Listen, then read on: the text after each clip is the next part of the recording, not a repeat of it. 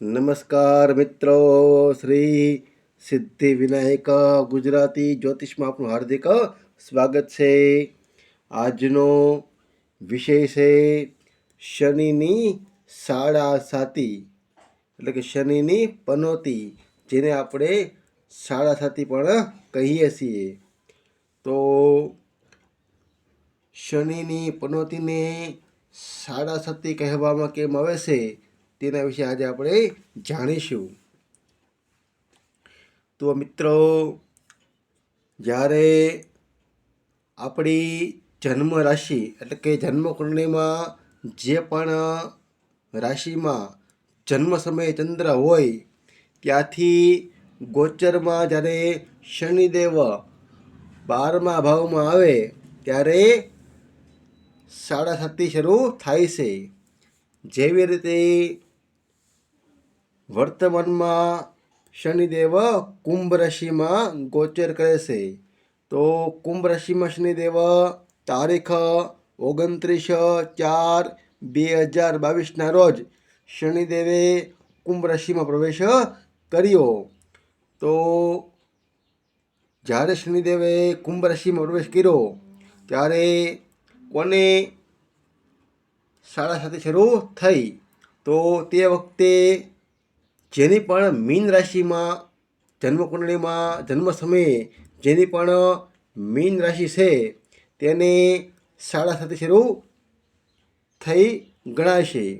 જો મિત્રો, અહીંયા મેં લખેલા છે મીન રાશિમાં ચંદ્ર, કારણ કે વર્તમાનમાં આ સાડા સાતી છે એ કોને શરૂ થઈ છે? તો કે મીન રાશિવાળાને શરૂ થઈ છે. કારણ કે 29/4/2022 રોજ શનિદેવ કુંભ રાશિમાં આવ્યા છે.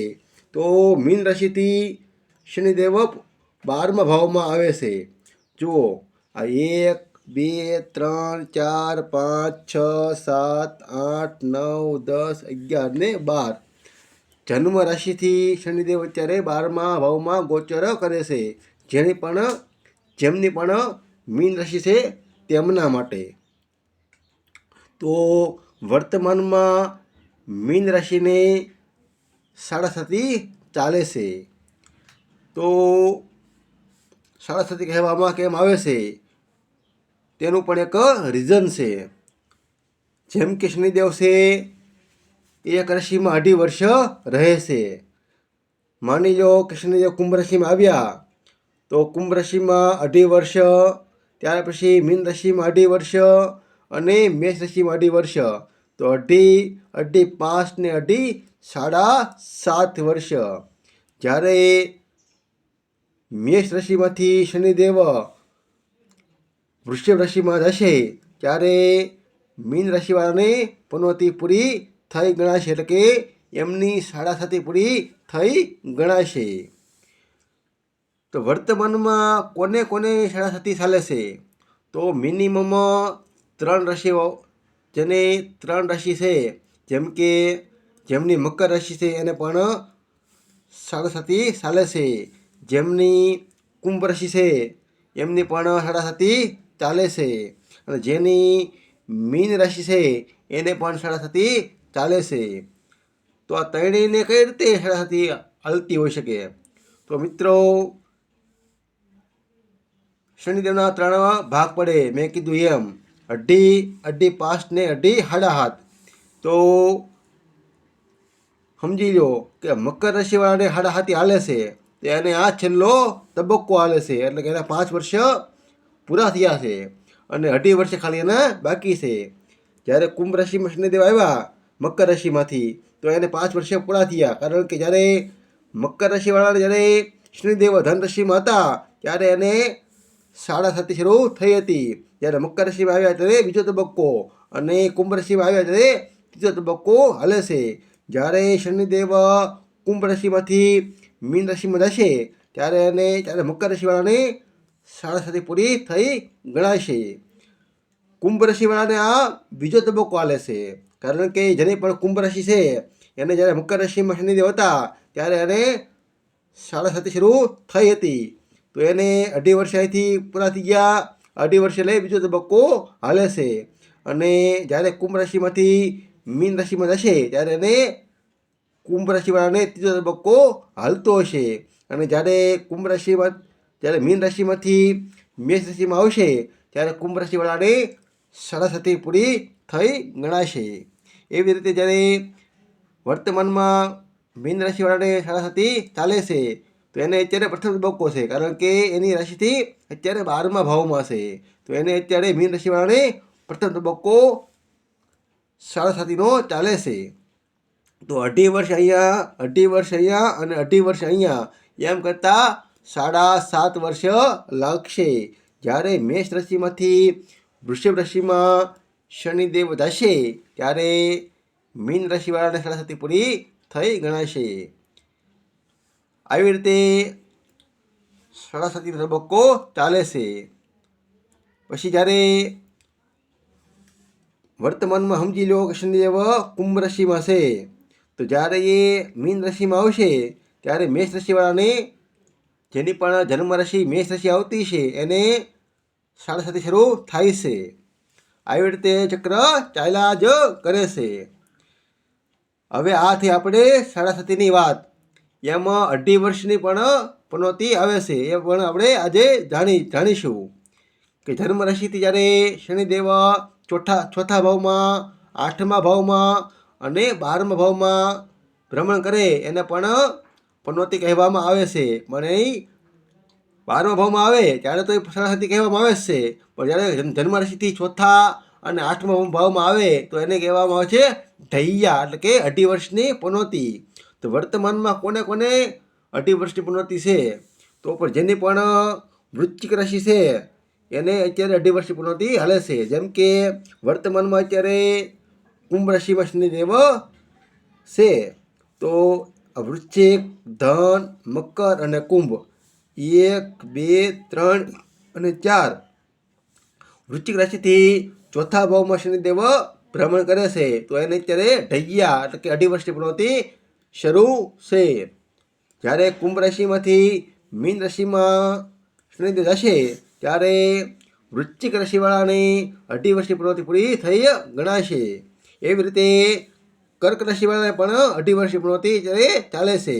જુઓ 1, 2, 3, 4, 5, 6, 7 અને 8 જેની પણ કર્ક રાશિ છે જન્મ રાશિ, એનાથી 8મા ભાવમાં શનિદેવ ભ્રમણ કરે છે. તો 8મા ભાવમાં ભ્રમણ કરતા હોવાથી એમને પણ ઢૈયા ચાલે છે, એટલે કે એને પણ 2.5 વર્ષની પનોતી ચાલે છે. આવી રીતે સાડાસાતી ગણવામાં આવે છે. આવી રીતે 2.5 વર્ષની પનોતી પણ ગણવામાં આવે છે. જો મિત્રો આજે થોડોક વિડીયો લાંબો થવાનો છે, કારણ કે વિષય પણ એવો જ રહેલો છે.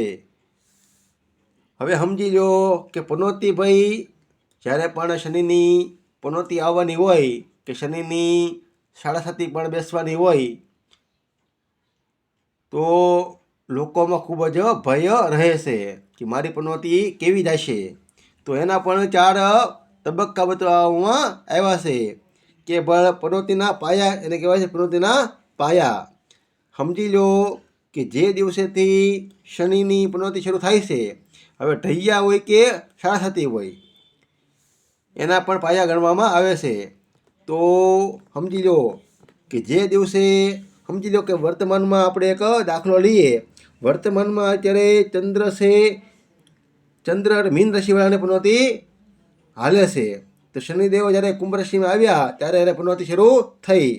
તો જે દિવસે 29/4/2022ના રોજ શનિદેવ કુંભ રાશિમાં પ્રવેશ કર્યો તે સમયથી જ મીન રાશિવાળાને પનોતી શરૂ થઈ છે. તો તે દિવસે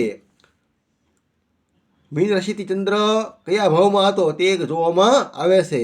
તો જુઓ તેથી મીન રાશિમાં ચંદ્ર પહેલા ભાવમાં હોય, છઠ્ઠા ભાવમાં હોય કે 11મા ભાવમાં હોય પોતાની જન્મ રાશિથી, તો એ સોનાના પાયા ગણવામાં આવે છે. એટલે કે સોનાના પાયા પનોતી ગણવામાં આવે છે, એને ખરાબ માનવામાં આવે છે. તો સમજી લો કે ભાઈ પહેલું એટલે તે દિવસે ચંદ્ર મીન રાશિનો હોય કે છઠ્ઠા ભાવમાં, એટલે કે 1, 2, 3, 4, 5 ને 6 છઠ્ઠા ભાવમાં સિંહ રાશિ આવે છે.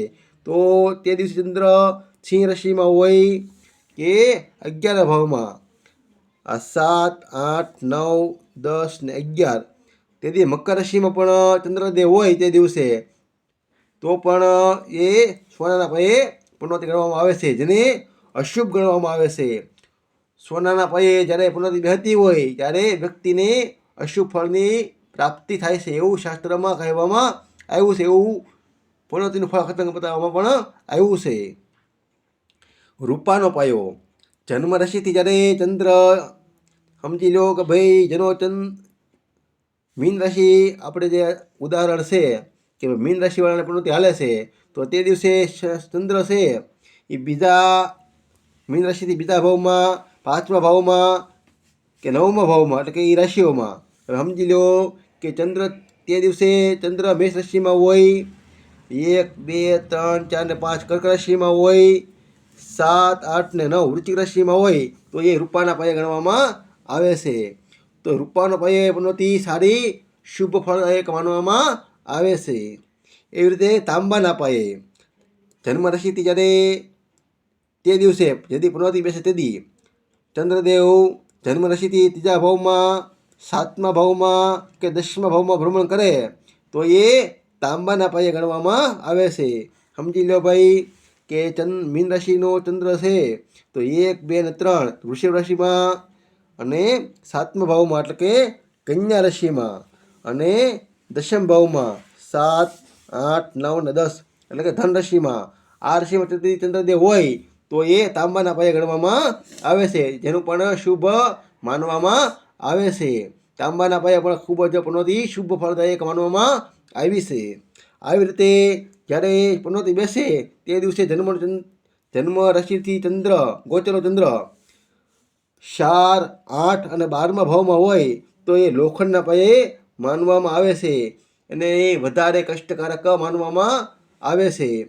સમજી લો કે મીન રાશિવાળાને પનોતી ચાલે છે તો તે દિવસે ચંદ્ર 1, 2, 3 ને 4 મિથુન રાશિમાં હોય, 5, 6, 7 ને 8 એટલે તુલા રાશિમાં હોય, 9, 10, 11 ને 12 એટલે તદિક ચંદ્ર કુંભ રાશિમાં હોય તો એ લોખંડના પાયે માનવામાં આવે છે અને પનોતી ખૂબ જ કષ્ટકારક બને છે.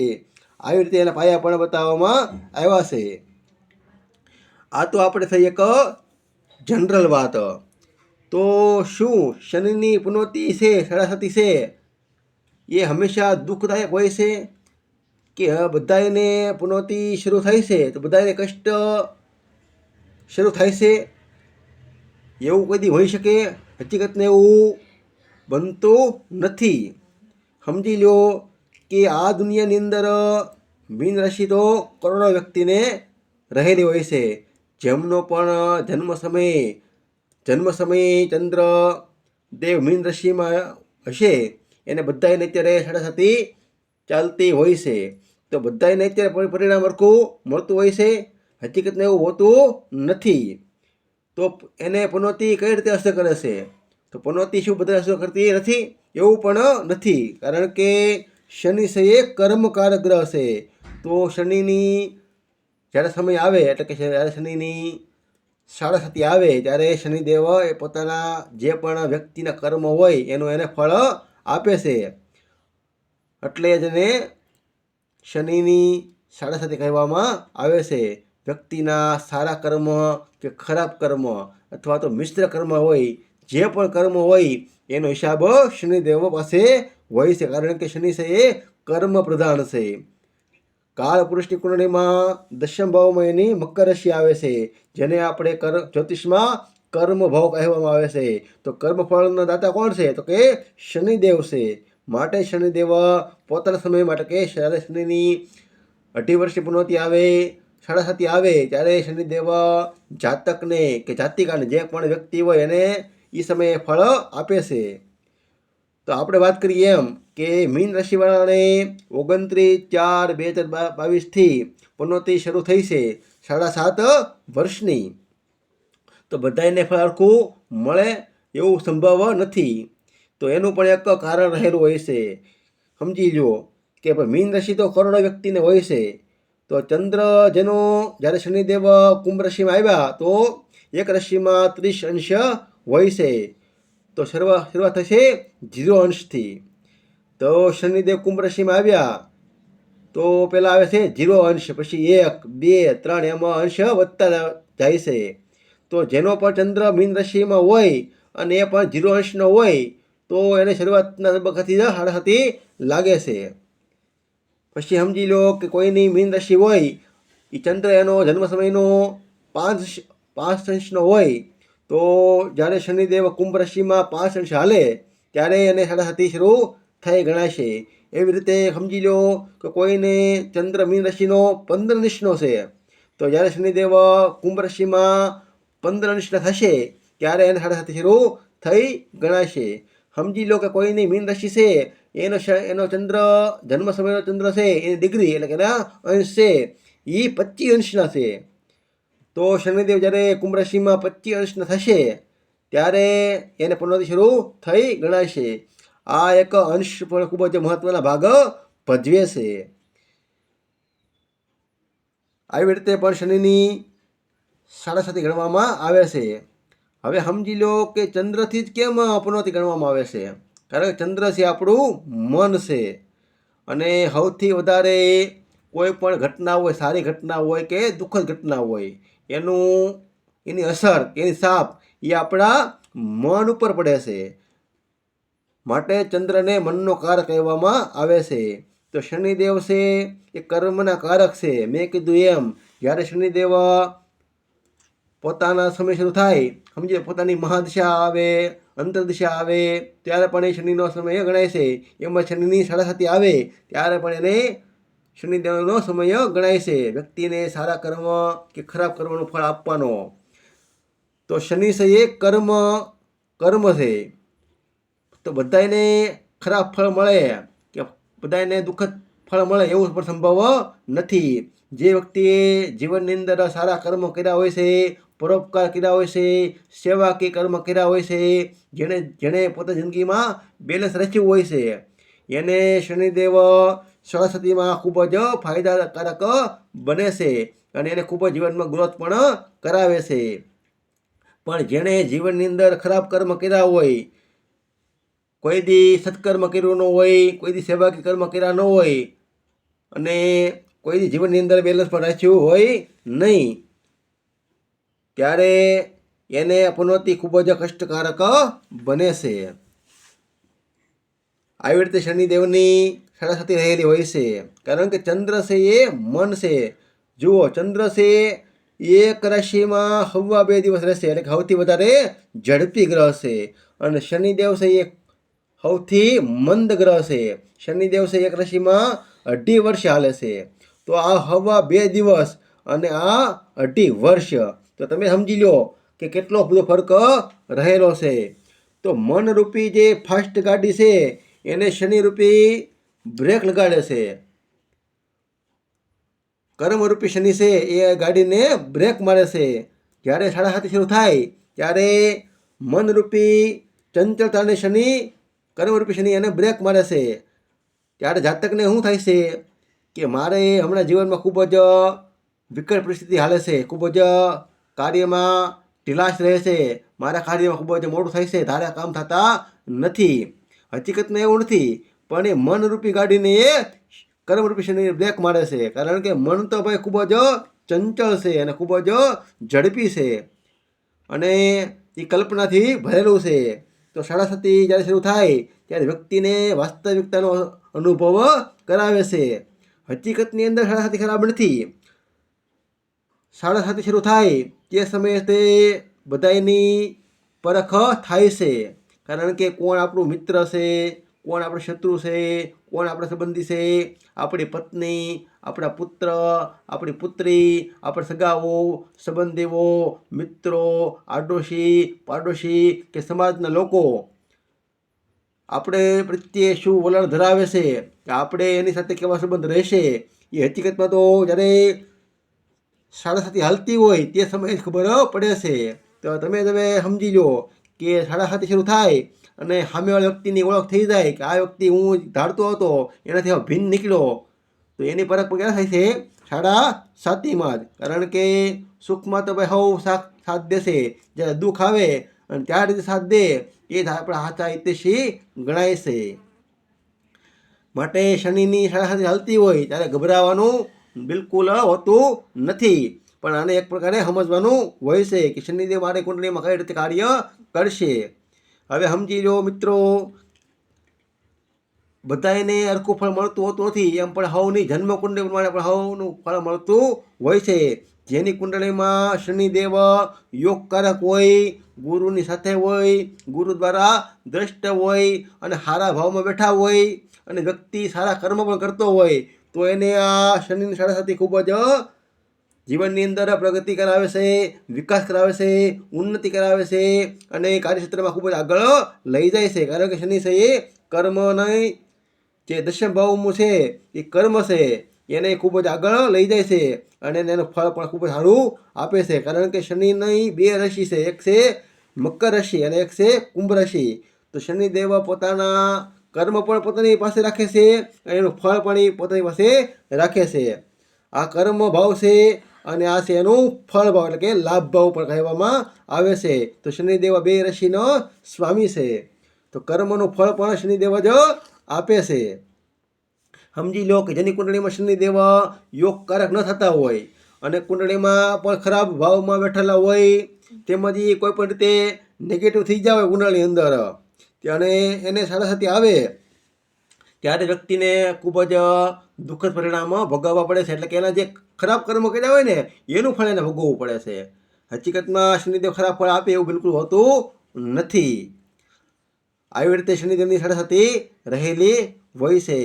જો મિત્રો આના વિશે તો આપણે જેટલું જાણીએ એટલું ઓછું છે, પરંતુ વિડીયો ખૂબ જ લાંબો થશે, માટે આપણે આને ટૂંકમાં જાણવા માટે પ્રયત્ન આજે કર્યો હતો.